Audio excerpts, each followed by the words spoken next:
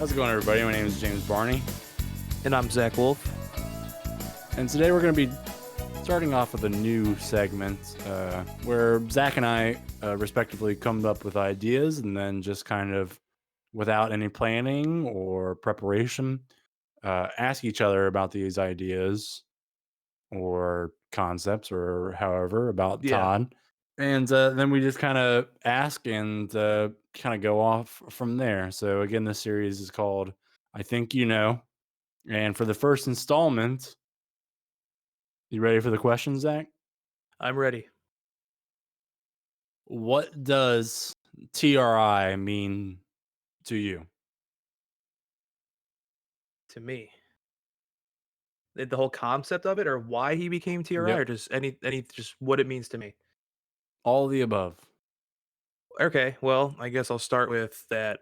I feel like when Todd went under the TRI name, um, is like I would say probably his most unique era of his music. Even though every era of his music was really, really unique and innovative and weird and new and different, and for himself and for the music community. Um, as we know, most of the things Todd has done over the years has not been like what the other folks are doing. That's what's cool about him, you know?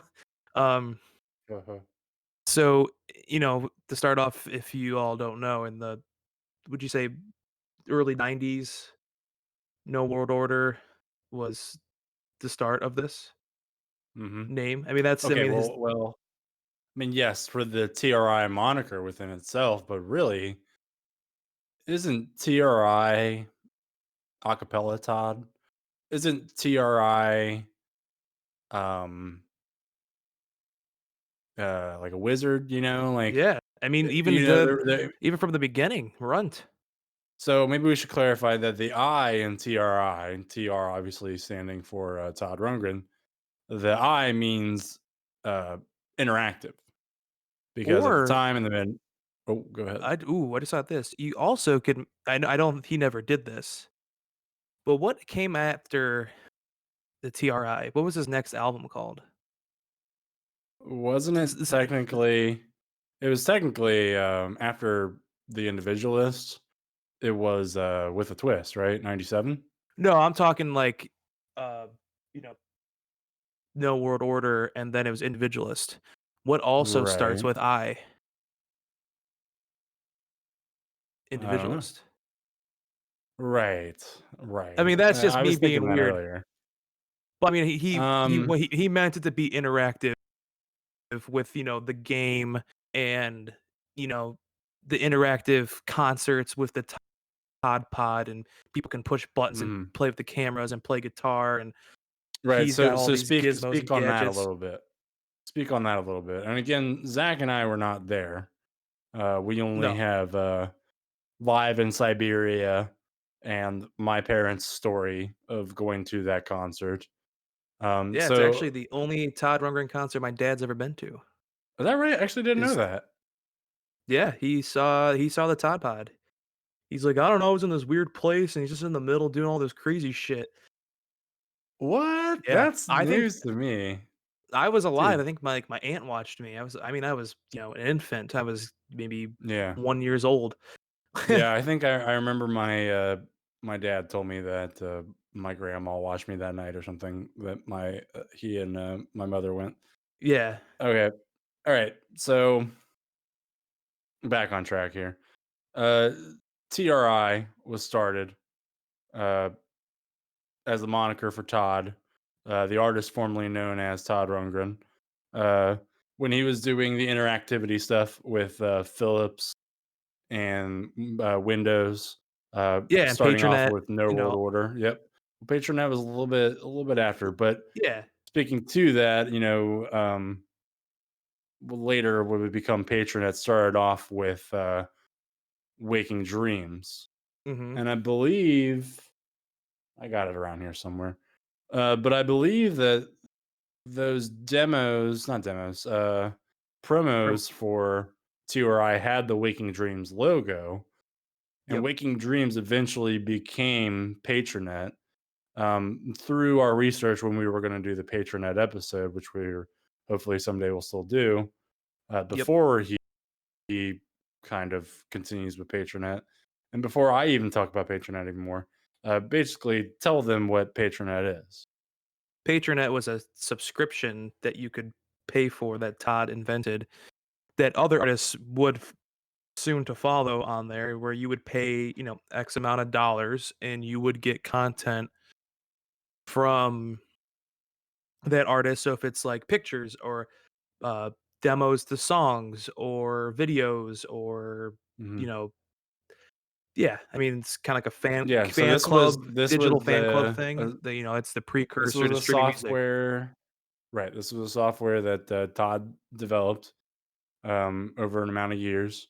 I believe there was a woman in a marketing media group. Her name was Kelly Richards, and she helped Yeah, facilitate getting a lot of those artists together.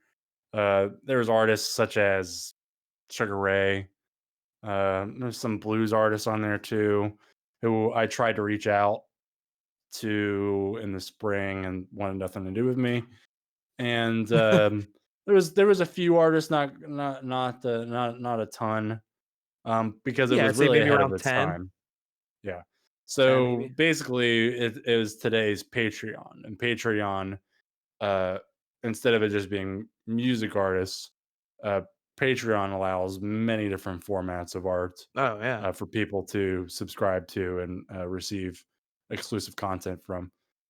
So Todd was doing that right around the same time that he was doing a lot of the stuff for No World Order and The Individualist, the two albums that he would use under the TRI moniker.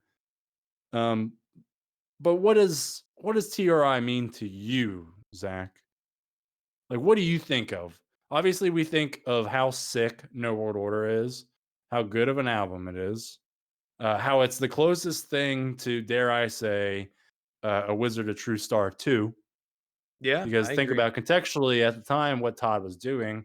He was moving from, pop music in the mid 80s towards adult contemporary pop style music, um, bringing a lot more people on to work with him, and then eventually moving over to um, the stuff on Second Wind, a little bit more operatic, what have you. Yep. Um, and then all of a sudden, Left Wing, much like going from the stuff on the Runts album, Ballad and etc., and then Something Anything, and then going completely left wing and going, whoa, whoa, whoa, I'm going to completely contradict myself, The make and I'm wizard. going to start making doom rock hip hop that I can mix match no matter what I do. I think I sent you that video a couple weeks ago about him, and I had always wondered this. If I had ever met him, I would have asked this question, um, or something along the lines of this question being, okay, so what did you do to start writing 8 bars, 12 bars, whatever it was at a time, with the intention of, okay, this all needs to blend into one piece of music at one point. How do I do this? And a lot of Yeah. that, as I've been going with my computer programming experience myself, um, is kind of looking at yourself and going, what am I trying to accomplish with this instrument being the computer, this instrument being uh, the guitar or whatever, and kind of trying to get what you can tell yourself to therefore tell the computer. So he kind of, within this interview, I think it was in Japan, Yep. obviously in 1993, and he's kind of, I feel like he kind of might have done something similar with his programming knowledge to music and vice versa. Going, what am I trying to accomplish here now? Okay, something along this lines. Let's see if I can make the guitar do it. Let's see if I can make the computer spell it out for me. Um, so that's kind of what he did with New World Order, and he was teamed up with Phillips at the time. So when you think of TRI, obviously we think of the Individualists, No World Order. But why is it so special? Do you think that if he had had a name for every point of his career, whether it be a cappella artist A Eh, no. or initiation artist B, I mean, it really wouldn't have had the same thing. And even in a recent interview, Todd Rundgren did with Jonesy from Sex Pistols. He has like a serious radio station, Oh, yeah, and yeah, yeah. they brought Todd in and interviewed him for an hour or so. But he said to him, he goes, because I remember when I met you and we started hanging out, I remember saying something like this where he was like, "Why did you start going by Utopia instead of just Todd Rundgren?" And I think he wanted it to be. So I think he said something about how he wanted it to be separate from his producer name, his solo artist name, but also, Yeah. you know, it's Todd Rundgren's Utopia, you know? So Well, when yeah, I had met hence the you, first record being called Todd Rundgren's Todd Rundgren's Utopia. Utopia. Yeah. And But none of the other ones had that though. Well, Another Live, does it say I Todd think Rundgren's Another Utopia? Live did, yeah. Another Live did for sure. Um, but it's not like it's what's the guy from Tame Impala? Kevin Kevin something? Parker, Sure. It's not like it's Kevin Parker's Tame Impala. Tame Impala. Um, now Kevin Parker, as far as I know, is not a producer. I could be wrong about that. Um, I'm not sure. I'm sure he I'm sure he has, all but these new people are like, "I can do everything." yeah, and they, Not at I'm not some talking point they shit on can. Tame Impala, but I'm just, you know, I mean, it's easy Exactly. to be a producer now. I mean, there's Hmm. to produce your own stuff because it's, the technology's there. I mean, shit, I have stuff in my basement. I could make an album if I wanted to. I mean, I haven't, but Yeah, totally. I could. But I mean, I think I remember saying something to you like, I think Todd could have been more successful if everything had just been under the Utopia moniker. You think so? I mean, I know you'll never really know, but like I kind of have that thought when I watched Tame Impala, but I also wasn't there. I wasn't there, so I don't I have no context for that like you said, statement. even though okay, so you have like the original Utopia, the Prague stuff, and then when they went under just Utopia, they changed their sound. Well, Raw has a little bit of Prague to it, but then you go into like Oops. Adventures in Utopia and Oops and Yeah. all that Yeah. stuff and so on and so on. They became a different band, and uh, I think that if he kept doing that, I don't. I don't know. I think he did everything the right way. I mean, the thing is, you don't know. But then Yeah, you if don't know. I mean, But the thing yeah. is, like, let's say, like, after Something Anything, he made Something Anything 2, that none of this other stuff would have ever happened. And would we be that big of fans if he would've, did the Def Leppard route or you know what I mean? Like, where you Interesting. not necessarily I guess it would be selling out. You would conform to what makes you money and popular and wealthy and well Right. known Well, and I think you're the one that told me the quote that Todd Rundgren could have been as big as David Bowie if he had played the game, whatever that means. I don't know what that means, Oh, but yeah, I think so too. I mean, I if he had continued doing the singer-songwriter thing, I think he would have burned Yeah, no, himself out. I mean, he could've, Bowie morphed a lot too, and Mhm. I've said this before, I think Bowie and Todd have very similar careers with, like even though Bowie gave himself names, not, like, Mhm. The on his Duke album and cover, but, like, you can, like, "Alright, this is the Ziggy Stardust era, and this is the Thin right, White right. Duke era, this is the Yeah.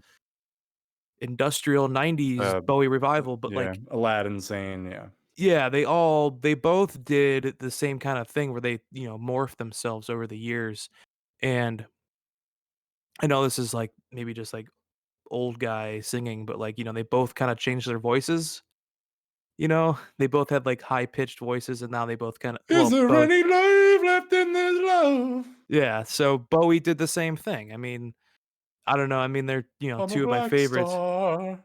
Yeah, um, I don't know why artists do that. I don't know if they maybe just can't hit the notes anymore and they're not comfortable, but then it's also I've heard Todd do songs live from his early catalog, even from the last tour, Mhm. that he would sing normal. Or even his tracks on the not Lemonheads, Lemon Twigs album, the I Go to mean, I don't School. know. Just like anything, you kind of figure out what works for you. And I'm sure somebody who tours 300 days out of the year, like Todd, he's got to find out something that works for him, but also your body's changing. Like, I was watching an interview of myself from 2 years ago, just 2 years ago. And my voice was completely, I mean, it wasn't completely different, but it was very much different where I heard it and I went, whoa, I haven't heard my voice like that in feels like a long time. Yeah, And that was I was 25, I think. Yeah, 25. Um, and so imagine what something anything came out when he was 25, right? it'll be 50 years No, he was next year 20. or He was 2 24. It was 72, right? No, is that yeah. right? Yeah, 72. Yeah, yeah, yeah. Because the Wizard True Star was 73. So yeah, I mean, shoot. I mean, my voice. I'm expecting my voice to be different 40 years from now if I'm still around. So I don't know. Yeah, With all this last stuff we've been talking about mhm. is important to this original question is that what is the interactive mean? I Okay. also will tie in the individualist too, because it's kind of the same. He was TRI for both of those records, or no world order, Mhm. individualist, interactive, individualist, whatever. I think it shows that he is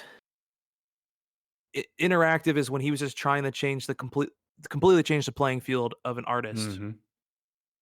and I think that's really ballsy, and I think that's really You're cool, and what he did was really cool. that's true too because he was kind of by doing that and using that moniker and not being a jerk about it like Prince was when he tried to change his name for a minute where he's like, "Well, you must call me this," you know? It's not like Kanye was going around and being like, "Well, you must call me Yeezus now." I think he just was trying to create this realm Yeah, and he was of very this he was also weirdness very expressive about that too, where he's like, "I'm pushing the with envelope, you can too." yeah, that's well said, that's perfect. Mhm. I think that's the quote of this whole question, Yeah. "I'm pushing the envelope and so can you. You can do this with me, we can do this together. Mhm. I wanna make this to share with you, but I also wanna do this for myself because I'm interested in the programming aspect of it, Mm. the fan engagement of it, it's never been done by anyone else. Who has ever touched this, uh, The like, who medium? ever yeah, who's ever done anything like this? Nobody. Not that I can I'd think say of, most no. of Todd's work Not at that capacity. Not at the capacity to completely upend your career. Okay, so we've established that, but what does TRI mean to you? I know I've asked this, I know I keep dodging the we keep avert yeah, we we keep keep just, like, other things that are coming up. So here, I'll put it in, like, a 2, 3 sentence statement.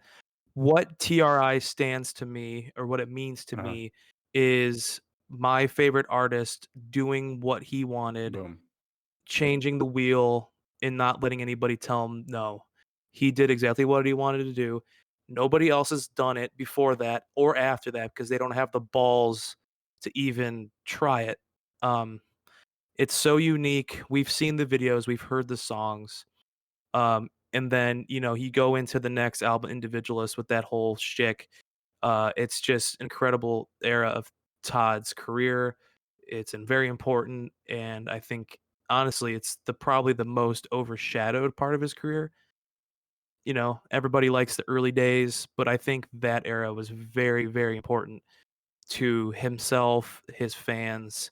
I mean, like, all, like, the Patronet and going to the shows with that weird, like, when you have you seen a show and there's a giant egg thing in the middle with a bunch of speakers and lights and cameras and televisions and inflatable guitars and beach balls, and it's just, and you watch the people there, they're having fun, the music's fun, it's weird, but not too weird. But yeah, that's kind of what it means to me, if that answers your question. Okay. And then to close off our what TRI means to me, I just want to echo kind of what you were saying. Just my favorite artists pushing the limits to what they could do and encouraging other people to do it. Yeah, I would say that's about it. I think it's Anything for more the important. people? I think that era is more important than people realize. I Yeah, and it's very unique, and it doesn't. I don't feel like it gets brought up enough within conversations of just Todd Rundgren Yeah, oh, yeah. because I I think I do find. Go ahead. Go ahead. I already lost. You go ahead. Go It's ahead. alright. I do try to bring up this album, No World Order in particular. I do try to bring this up a lot with people when they're trying to get into Todd. Um, and I think over the years, we might have talked about this before. I think over the years, I've gotten better at if I know a person, and I'm pretty good at reading people. And obviously, I can engage with people over music a lot better than anything else. If I find out what kind of music they like, I'll push them in a certain direction of a Todd album. Sure. Um, Acapella has never come up in that, um, except for your boy Ryan. Yeah. Uh, that's it. But when somebody says they like hip hop, but they're like, "Oh yeah, but that Todd Rundgren, I like him." I'm like, "Oh wow, you know what? You're in for a treat, then, my friend. You should listen to this album called No World Order." I think Um, we just the fans just take it for granted. Like, we're very lucky as fans of him that he was able to do something like that. You know what I mean? Like, I agree. That's interesting. Yeah. yeah. Huh. Alrighty. Well, I think we answered the question today. Anything for the people? No, just keep listening to Todd, and if you wanna contact us, toddcastcleveland at gmail.com. We're looking for people to interview, people to talk about Todd. Yeah, you can If you even if give us a concept for the I think you know series.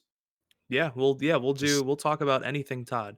something we Um, can, just like today, ramble off of and deviate from, and then come back to.